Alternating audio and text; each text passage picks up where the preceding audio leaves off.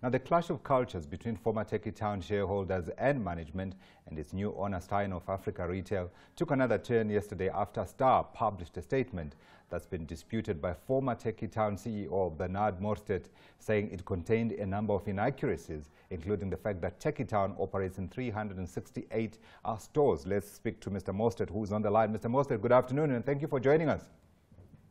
Thank you. Thank you. The last time we spoke about me walking in a Speedo following a great set of December results, and here we are today. Time is an amazing thing. Time is an amazing thing. So we can't go back to that Speedo thing anyway. We can probably. Okay, at some point. Let's talk about the heart of the dispute here. Sorry? I was saying, let's talk about what is the heart of the dispute here. To be honest, I can't say that there is a dispute any longer, because I made a decision that it was impossible for me to fulfill my duties, that the business deserved a leader who had the full support of the senior leadership of Star. I no longer had that. My longtime partner in the business, Davie van Niekerk, felt the same, and we decided to resign with immediate effect. Because a business that does not have the support of its senior leadership cannot operate effectively, and that was our experience, so we decided to leave. Yeah.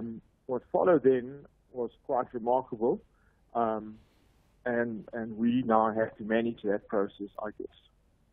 Right. Let's talk about perhaps, I want to come back to talk about why you appear to have lost the confidence of some of your senior leaders. But let's just talk about the inaccuracies that you referred to in that Star statement.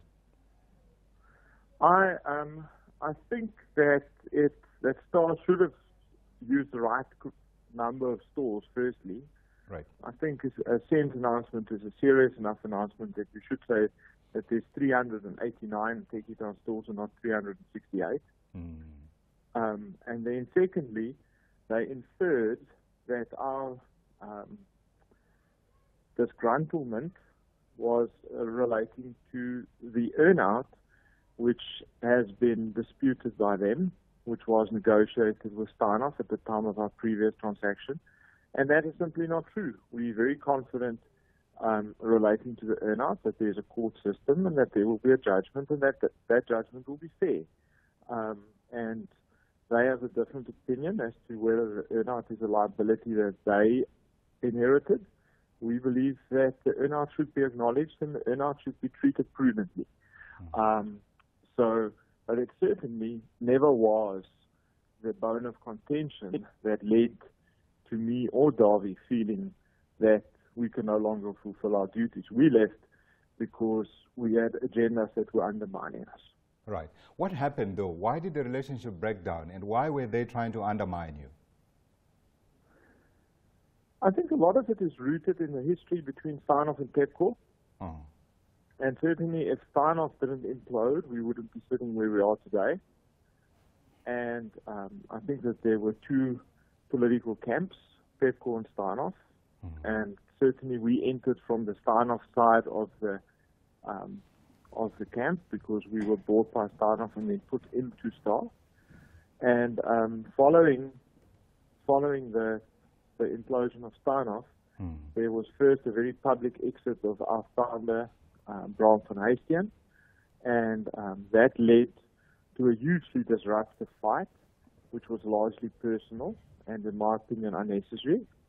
I had advised the senior leadership of Star in terms of how I would have treated it, and I think that outcome would have been better for everyone if Bram was included in the system. But he wasn't, and that led to this commercial nuclear war that actually makes it impossible to operate the business. And within that, things then started to get very personal, and it became impossible for us to manage the business. Sure. So you talk of big terms like nuclear war. They're absolutely worrying, you have to say. And I referred to a clash of cultures at the beginning in my intro. Was there something that you found there that was not culturally right for you? Things that began perhaps to shake your confidence? I think that the big thing here that a lot of people miss is that specialty brands such as Tekkie Town and John Craig and Refinery, etc., are brands that are managed in a different way to value brands like Pep and Ackermans. And Tekkie Town has been very astronomically profitable over the years because we understood that market. Our team could never run Pep and Ackermans. And by the same token, I would say that somebody who ran a business like Tekkie Town was better suited to run the specialty brands, which is what happened. And we had a fair set of results until the point where it became untenable for us to do our work.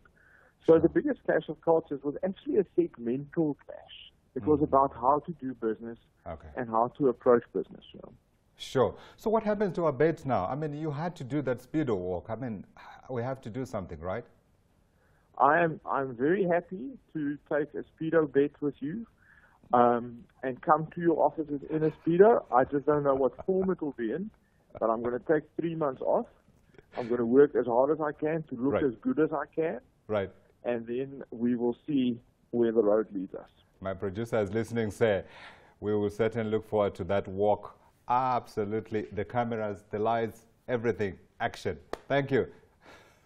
Thank you very much. Bernard Mostert, former CEO of Tekkie Town.